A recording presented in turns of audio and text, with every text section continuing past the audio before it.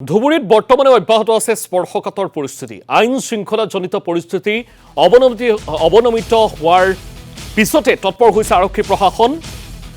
ধুবুৰী আৰক্ষী অধীক্ষকৰ দায়িত্ব লৈ একশ্যন মোডত লীনা দলে। হনুমান মন্দিৰ কাণ্ডৰ পিছত এতিয়ালৈকে ধুবুৰীত গ্ৰেপ্তাৰ হৈছে 50 জনক। ভুৱা প্ৰচাৰ নকৰিবলৈ সকলোকে আহ্বান জনাইছে SP লীনা দলে। ইফালে ধুবুৰীত বাহৰ পাতি পৰিস্থিতি পৰ্যবেক্ষণ কৰিছে IGP অখিলেশ সিঙে। দেৱাল লিখন কাৰ্যৰ সৈতে জড়িত সন্দেহত আৰু এজনক গ্ৰেপ্তাৰ কৰিছে আৰক্ষীয়ে। নুৰুল হক নামৰ লোকজনক গ্ৰেপ্তাৰ কৰিছে আৰক্ষীয়ে। লোকজনৰ পিধনত থকা কাপোৰত আছে বিভিন্ন লেখা। সেই সন্দেহতে আটক কৰা হৈছে লোকজনক।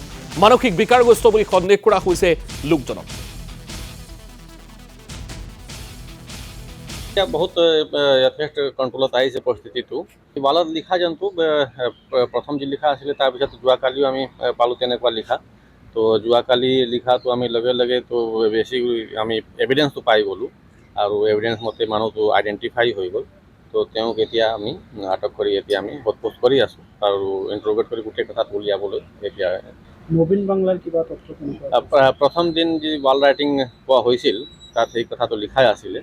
তো এইটো আমি যথেষ্ট গুৰুত্ব সহকাৰে লৈছোঁ আৰু ইয়াৰ লগতে আমি ইনভেষ্টিগেট কৰিম ইয়াৰ লগত কি লিংক আছে কি সংগঠন কেনেকৈ কোনে লিখিছে এইটো ইয়াৰ লগতে আমি উলিয়াবলৈ ট্ৰাই কৰিম। হনুমান মন্দিৰত যি নিষিদ্ধ অঞ্চলত যি ঘটনা হ'ল তাৰ লগত কিমানজন বৰ্তমানলৈকে এইটো লৈ পেলাই মানে কেইটামানক কেছ ৰেজিষ্টাৰ কৰা আছে আৰু টোটেল এতিয়ালৈকে 50 জন এৰেষ্ট কৰা আছে। আৰু যি আমাৰ সাম্প্ৰদায়িক সৌহাৰ্দ মানে বেয়া কৰিবলৈ যিখিনি জড়িত হৈ আছে কাকো এৰি দিয়া নহ'ব। 50 জন এতিয়ালৈকে এৰেষ্টে হৈছে আৰু যি ইনভলভ আছে তেওঁলোকৰ ওপৰতো ব্যৱস্থা লোৱা হ'ব। এতিয়ালৈকে ধুবুৰীত একেবাৰে কমপ্লিট কণ্ট্ৰল আহি নাযায়, সেইখিনি অভিযান চলি থাকিব আৰু যি মানুহে এইখিনি সাম্প্ৰদায়িক সৌহাৰ্দ বেয়া কৰিবলৈ চেষ্টা কৰিছে তেওঁলোকৰ ওপৰত তেনেকুৱা অভিযানটো অব্যাহত থাকিব। এনেকুৱা আৰু যাতে ঘটনা নঘটক সেইটো কাৰণে আমাৰ গোটেই আৰক্ষী সষ্টম হৈ আছে। আমাৰ ইয়াত এডিশ্যনেল ফ'ৰ্চ আছে আৰু আমাৰ ইয়াতে দিনে নিশাই পেট্ৰলিং এৰিয়া ডমিনেশ্যন গোটেইখিনি আমাৰ পুলিচৰ যোনটো কাৰবাৰী থাকে সেইখিনি চলি আছে।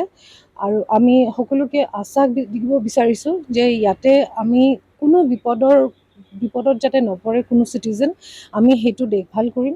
আৰু ক্ৰিমিনেলছে যাতে কোনো ক্ৰিমিনেলছ যদি অপ্ৰীতিকৰ ঘটনা কৰিবলৈ চেষ্টা কৰে তেওঁৰ এগেইনষ্টত ইমিডিয়েটলি একশ্যন লোৱা যাব। চ' চিটিজেনসকল কোনোবাই যদি চিন্তা কৰিছে তেনেকুৱা একো চিন্তা কৰিব নালাগে। ফ'ৰ্চ বহুত আছে আৰু আমি গোটেইখিনি সেইখিনি চাই আছোঁ। এতিয়া চিটুৱেশ্যন পূৰা আণ্ডাৰ কণ্ট্ৰলত আছে আৰু আমাৰ অভিযান চলিয়ে আছে যে এতিয়াও যিমান লিষ্টত আমাৰ আছে কেইজনমান মানুহ বাকী আছে, যদি ট্ৰাবল মংগাৰ্ছ আছে থানাৰ ক্ৰিমিনেলছ যদি আছে সেই গোটেইখিনি আমি চাৰ্চ কৰি আছোঁ। সেই গোটেইখিনি একশ্যনটো চলি থাকিব। But our first priority is to maintain peace. আৰু মই সকলোকে অনুৰোধ কৰিম সকলো চিটিজেন অফ ধুবুৰী যাতে তেওঁলোকে কিবা যদি অপ্ৰীতিকৰ ঘটনাৰ কথা যদি কিবা গম পায় আমাক ইমিডিয়েটলি জনাওক। উৰা বাতৰিত আপোনালোকে বিশ্বাস নকৰিব। আমি ধুবুৰী পুলিচ আপোনালোকৰ লগত আছোঁ, আপোনালোকক ছাৰ্ভ কৰিবলৈ আছোঁ। আৰু কিবা অসুবিধা থাকিলে আমাক ডাইৰেক্টলি ফোন যোগে যেনেকৈ হয় আমাক কণ্টেক্ট কৰিব পাৰে। কোনোবা যদি ক'ৰবাত কিবা প্লান কৰি থকাৰ আপোনালোকে যদি ছাছপিশ্যনো থাকে সেইখিনিও আমাক জনাব পাৰে। আমি সকলো খবৰৰ ওপৰত আমি একশ্যন ল'ম।